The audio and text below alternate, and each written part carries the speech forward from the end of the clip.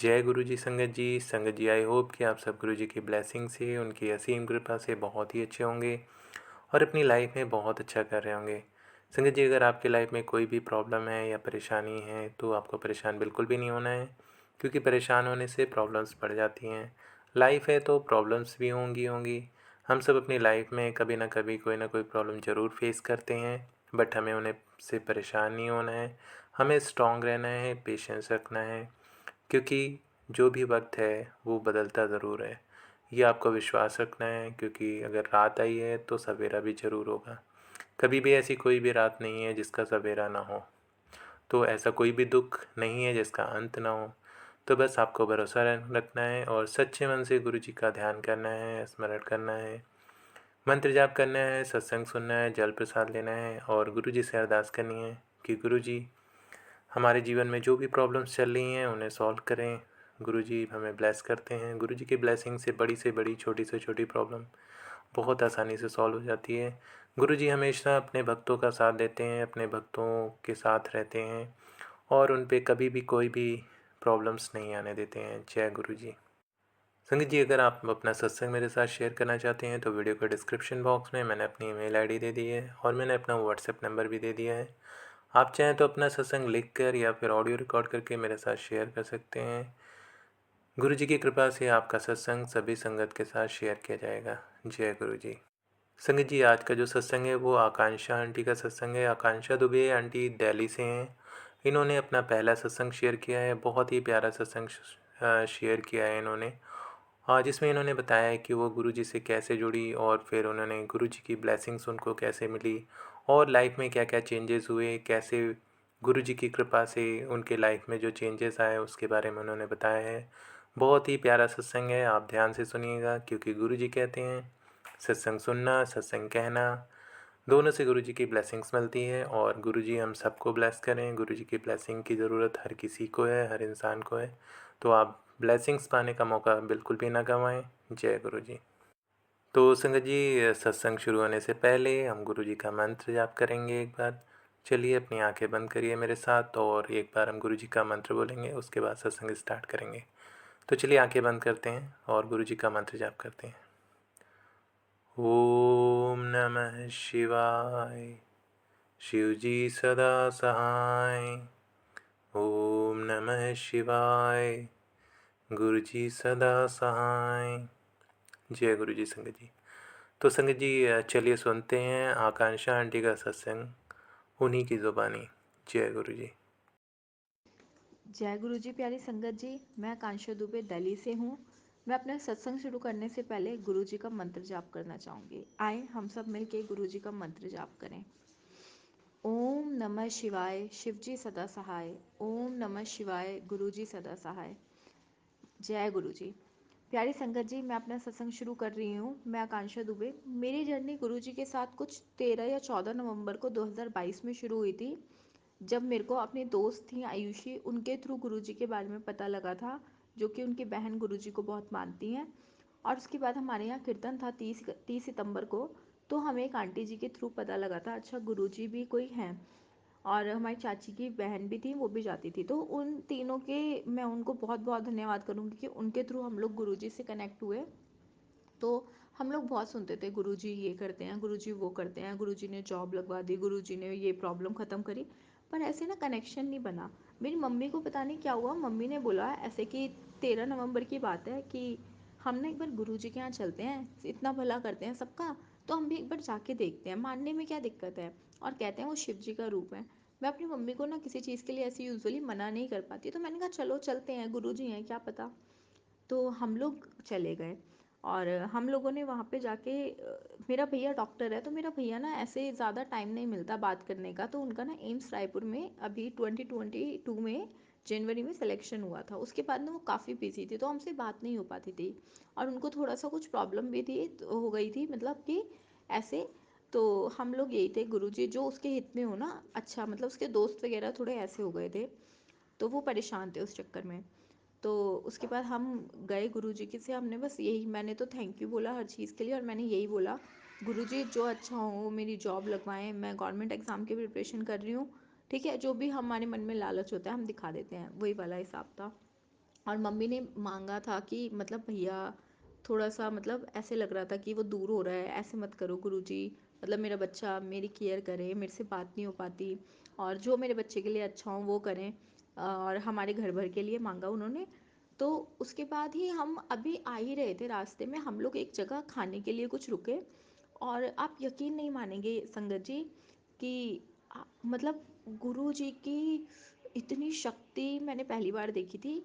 कि हम लोग सिर्फ खाने के लिए भी रुके, 1 घंटा हुआ था हमें उस मंदिर से, मतलब बड़े मंदिर जो है वहाँ से लौटे हुए।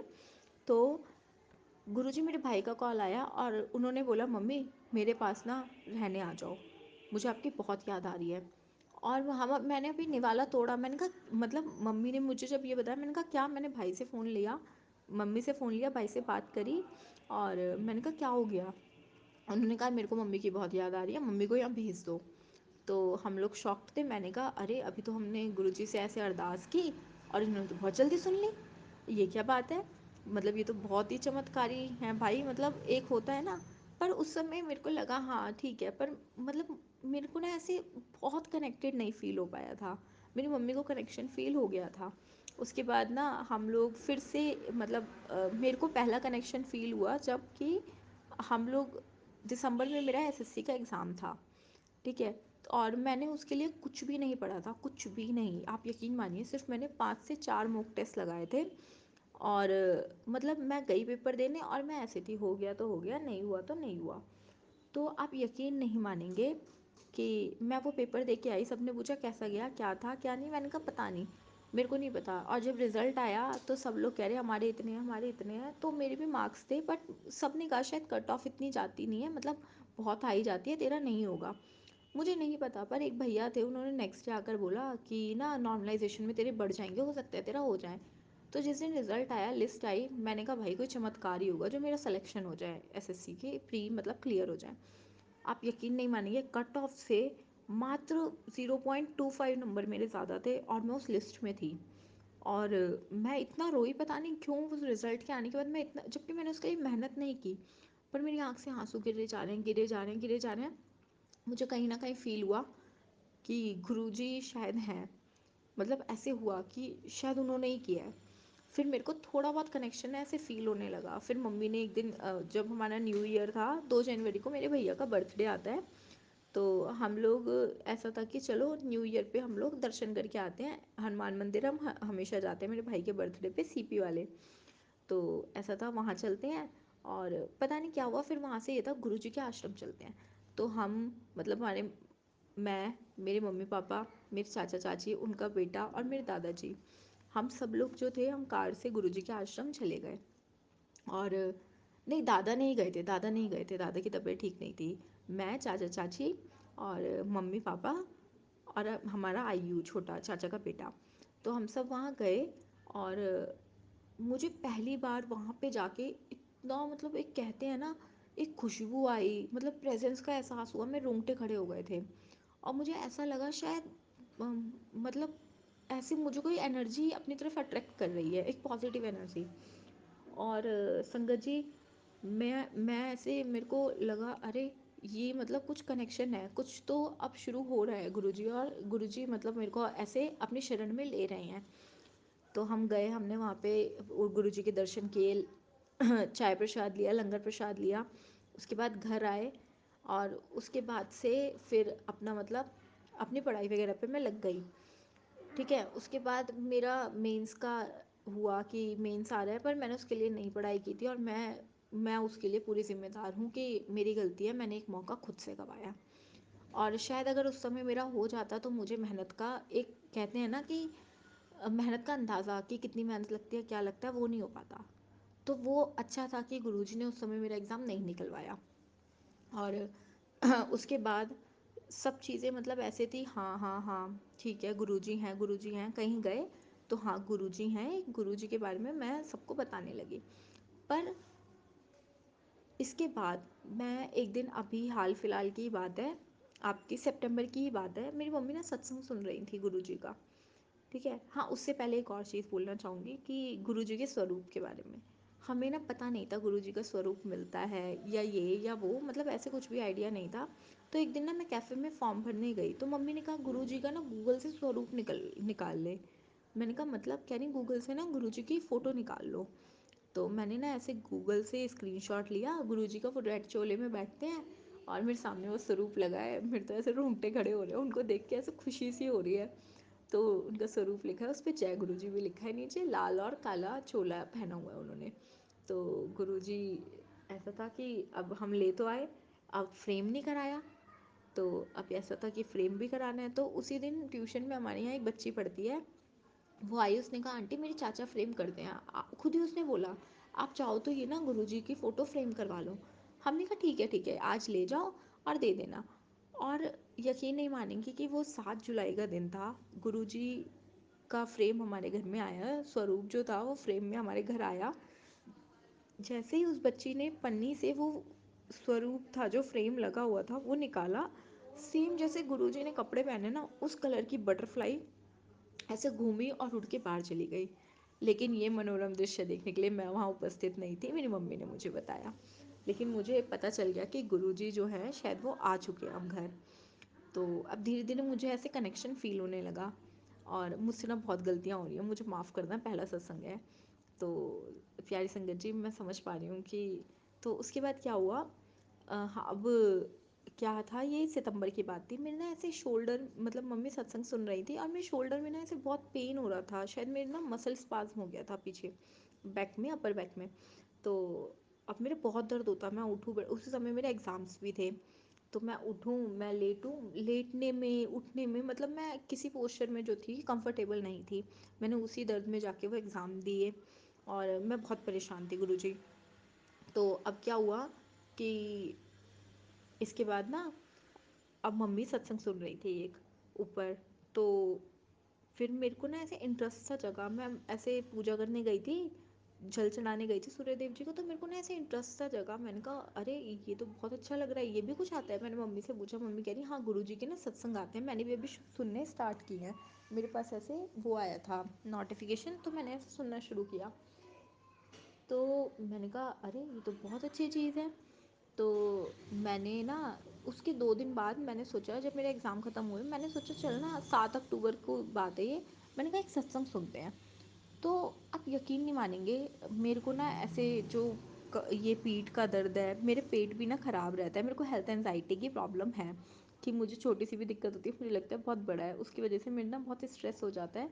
तो मेरे को ना पेट की, ऐसे बाहर का जंक फूड खाया तो मेरे ना पेट में बहुत दिक्कत हुई। तो मुझे लगा पता नहीं क्या हो रहा है, बहुत दर्द हो रहा है, ये हो रहा है, वो हो रहा है, मेरे को बहुत ऐसे मुझे, मतलब मैं चीज़ों को बहुत एक्सट्रीम लेवल पे ले जाती हूँ। तो मेरे को लगा शायद कुछ बड़ी दिक्कत है ये वो। तो मैंने सत्संग लगाया, मैंने कहा चलो, मैं ना कपड़े तय कर रही थी, मैंने कहा चलो सत्संग सुन लेते हैं। तो मैंने लगाया और आप यकीन नहीं मानेंगे, उसमें वो एक अंकल जी की स्टोरी थी।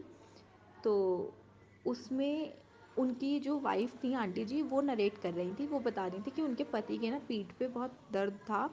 और वो ना, जब मतलब गुरुजी ने उन्हें दर्शन दिए और बोला कोई किशोरी नाम के अंकल हैं, वो अगर उनके हस्बैंड को ऐसे गले लगा लेंगे तो उनका पीठ दर्द ठीक होगा। मैंने कहा अरे पीठ दर्द तो मुझे भी है। तो मैंने कहा ये कैसा सत्संग हुआ, एकदम रिलेटेबल। उसी के बाद दूसरा सत्संग शुरू हुआ उसी में। उसमें उन अंकल ने कहा मेरी बेटी के पेट खराब रहता था, मेरी बेटी के पेट में ना दर्द रहता था, कुछ भी बाहर का खा ले उसका पेट खराब रहता था, और मैं उसे मंदिर ले गया और गुरुजी का प्रसाद खाया, बाहर आई एकदम भली चंगी हो गई। मैंने कहा दोनों दिक्कत मुझे है, और ये क्या बात है। और उससे एक दिन पहले ही मम्मी ने कहा था हम ना गुरुजी के मंदिर चलेंगे। तो मैंने कहा तीनों चीज़ें ऐसे मैच हो रही हैं, ये कैसे हो सकता है। तो मुझे नहीं पता था टेलीपैथी वगैरह, कुछ भी नहीं पता था। तो मैंने कहा बढ़िया है। फिर मैंने सोचा हो सकता है ऐसे ही आ गया हूँ, ऐसे होता है ना। फिर मैंने उसके बाद शाम को एक और सत्संग सुना, वो भी ऐसे ही मेरे से रिलेट करता हुआ। तो मैंने कहा अरे ये क्या हो रहा है। फिर अगले दिन ना संडे था, हम लोग उठे मम्मी और मैं, हम लोगों ने ऐसे था सुबह कि मन बना लिया मम्मी आज तो चलते हैं। ठीक है, यूजुअली हम मंडे को जाने वाले थे, पर मैंने कहा चलो एक बार ना हम ऐसे आज चलते हैं, पता नहीं क्यों आज मेरा बहुत मन हो रहा है, आज चलते हैं। तो मैंने कहा मंदिर तो मंदिर ही है, कोई बात नहीं, गुरुजी तो हमेशा ही वहाँ रहते हैं। तो मम्मी ने कहा ठीक है। तो हम लोग शाम को ऐसे निकले 3-3 बजे और हम लोग 5:30 बजे पहुँच गए। हम वहाँ गए, मैंने पहली बार देखा, अच्छा हुआ मैं मंडे के अलावा भी किसी एक दिन गई, मैं पहली बार मैंने देखा वहाँ पे ऐसे बहुत भीड़ थी, बहुत भीड़।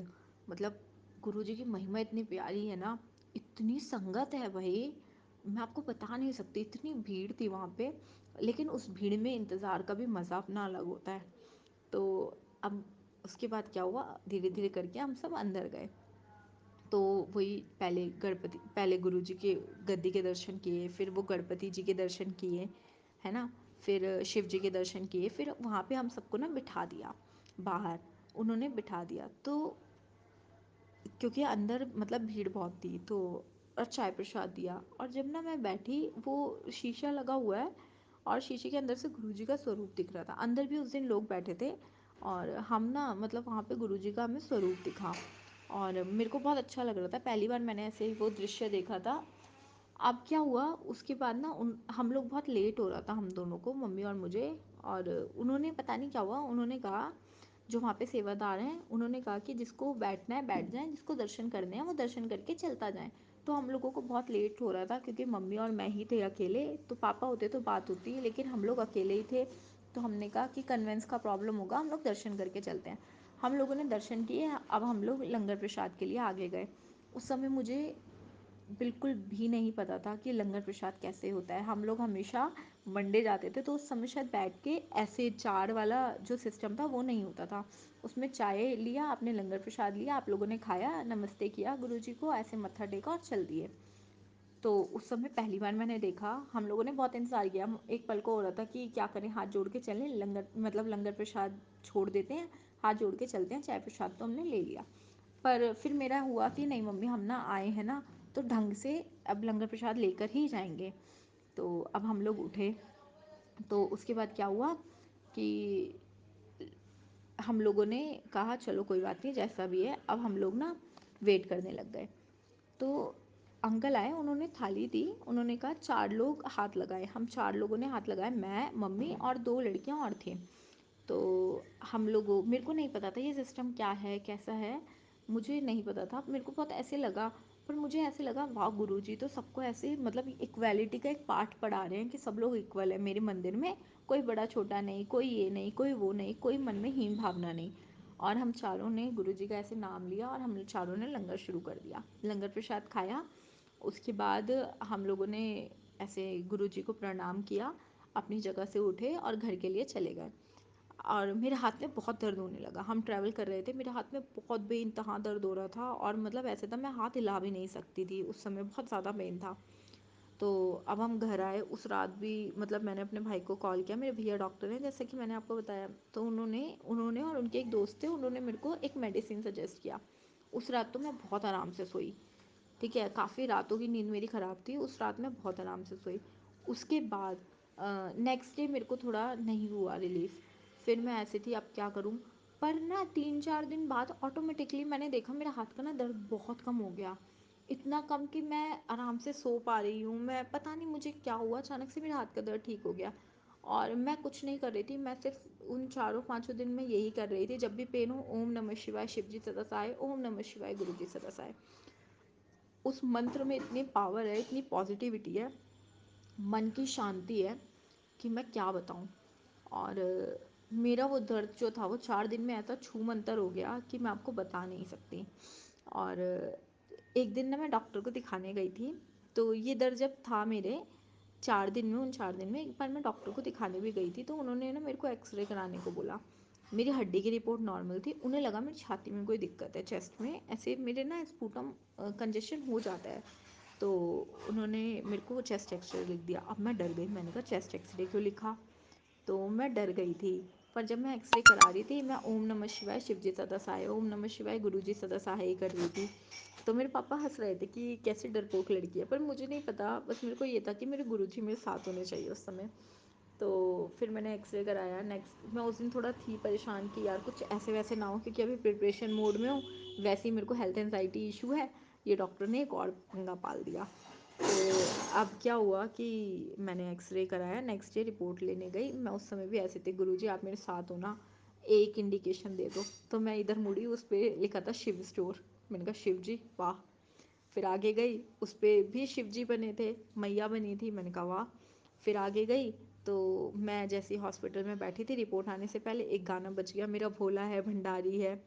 तो मेरे को ऐसा लगा हाँ आप मेरे साथ हो, मुझे यकीन सा हो गया।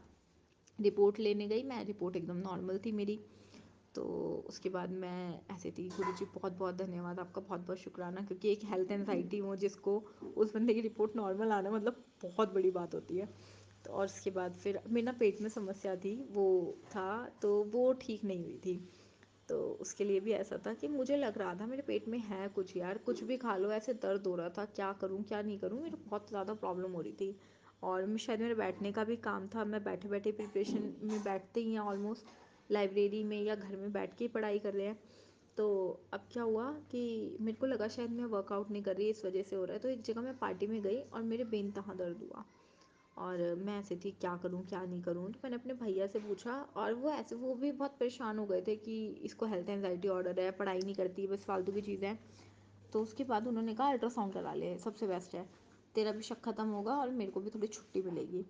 तो मैंने अगले दिन अल्ट्रासाउंड कराया तो मेरी रिपोर्ट नॉर्मल थी। मैं उस समय भी गुरुजी का ही मंत्र जाप कर रही थी, तो मेरी रिपोर्ट नॉर्मल थी। मैं घर आई और मुझे भी लग रहा था कोई दिक्कत तो है, मतलब ऐसे था, कुछ तो था। तो मैं आई, मैंने गुरुजी को बहुत प्रणाम किया, बहुत थैंक यू किया। और जब मैंने ऐसे ना सत्संग सत्संग सुनने के लिए अपना फ़ोन खोला, उस पे लिखा हुआ था कि जा मैं तेरे सारे कष्ट ले, जा मैंने तेरे सारे कष्ट ले लिए, अब तू मौज कर। तो मुझे ना ऐसे समझ आया, शायद कुछ था या नहीं था मुझे नहीं पता, पर हो सकता है कि उन्होंने सारे कष्ट ले लिए हों। तो मैंने अल्ट्रासाउंड कराया और सब चीज़ें नॉर्मल थी।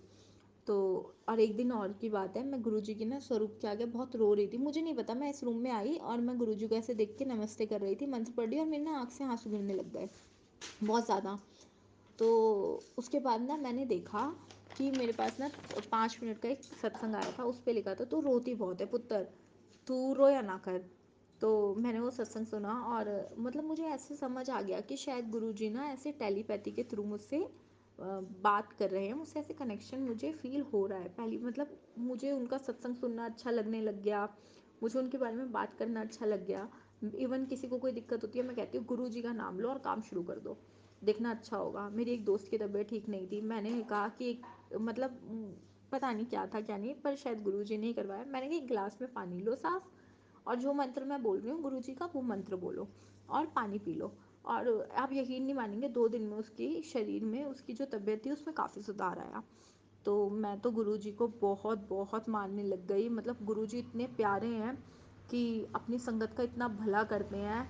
गुरुजी कभी भी अपनी संगत को ऐसे परेशानी में नहीं छोड़ सकते। गुरुजी हमारे सारे कष्ट लेते हैं अपने ऊपर, कितना कष्ट सहते हैं, कितना दुख सहते हैं, और हम सिर्फ गुरुजी से मांगते रहते हैं। हम कभी नहीं पूछते गुरुजी आप कैसे हैं, गुरुजी आपने हमारा इतना कष्ट ले लिया, आप कैसे, मतलब आप उसे क्या है क्या नहीं, मतलब हम कुछ भी ऐसे सामने से नहीं पूछते। तो मुझे कहीं ना कहीं ऐसे लगता है कि हमें मौका निकाल के एक बार गुरुजी से भी पूछना चाहिए, क्या गुरुजी आप सही हैं, क्या गुरुजी हर चीज़ ठीक है। तो मुझे ऐसा लगता है कि क्योंकि हम मांगते हैं, हम सबकी आदत है, हम सब भिखारी हैं इस दुनिया में, मांगने वाली आदत है। पर सामने से कभी हमें उनको थैंक यू बोलना चाहिए, उनको बोलना चाहिए कि आपकी वजह से हम लोग इतने खुश हैं, आपका शुक्राना करते हैं, और आप कैसे हैं, आप हमारे सारे कष्ट सारी पीड़ा हर लेते हैं। मैं बस इतना ही कहना चाहूँगी आखिरी में कि गुरुजी अनंतम अनंतम शुक्राना, जो कुछ भी आपने दिया ना गुरुजी, उस चीज़ के लिए बहुत बहुत धन्यवाद। और गुरुजी मैं जानती हूँ जो भी परेशानियाँ हैं वो सब अपने आप ख़त्म होती जाएंगी, क्योंकि इतनी सारी दिक्कतें जब आपने ख़त्म कर दी तो सब परेशानियाँ ख़त्म करेंगे। और आपके शरण में आके तो हम बहुत ब्लेस हो गए। गुरुजी आप अपनी संगत का बहुत ख्याल रखते हैं। बस गुरुजी इस दुनिया को एक इतनी प्यारी दुनिया बनाए, सबके मन में इतनी पवित्रता और इतने प्यारे विचार ले आएंगे कि ये दुनिया जो है ये स्वर्ग बन जाए, और सब लोग खुशहाली से रहें। जो इसके भी अंदर जो भी रोग दोष पीड़ा है सबकी, उन सबको हर लीजिए। सब ब्लेस रहें गुरुजी, सबकी ब्लेसिंग, सब ब्लेस रहें, सबके ऊपर आपकी ब्लेसिंग्स रहनी चाहिए। सबको निरोग रखें, स्वस्थ रखें। हे मेरे प्यारे गुरुजी, आशीर्वाद बनाए रखिएगा इस बच्ची पर अपना। और मेरी प्यारी संगत जी, मेरे प्यारे गुरुजी, मुझसे बहुत गलतियाँ हुई हैं, पहले सत्संग था मेरा, और मैं जानती हूँ कि मेरे गुरुजी का दिल बहुत बड़ा है और वो मुझे माफ़ कर देंगे जो भी गलतियाँ हुई हैं उनके लिए।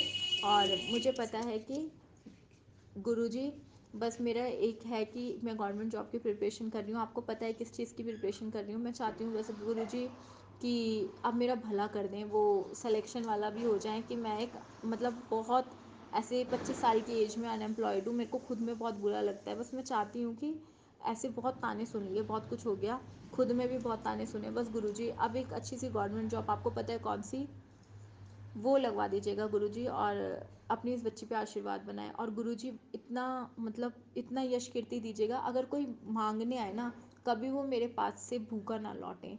बस गुरुजी मेरे ऊपर, मेरे माता पिता, भाई बहनों के ऊपर और इस दुनिया में जितने भी लोग हैं सबके ऊपर अपनी ब्लेसिंग्स बनाएं और सबके पीड़ा को हर लीजिए। जो भी रोग दोष संकट पीड़ा है सब हर लीजिए। गुरुजी मैं आपका बहुत बहुत शुक्राना करती हूँ। आप बहुत प्यारे हैं। मैं जब से आपकी शरण में आई मैं बहुत खुश हूँ गुरुजी।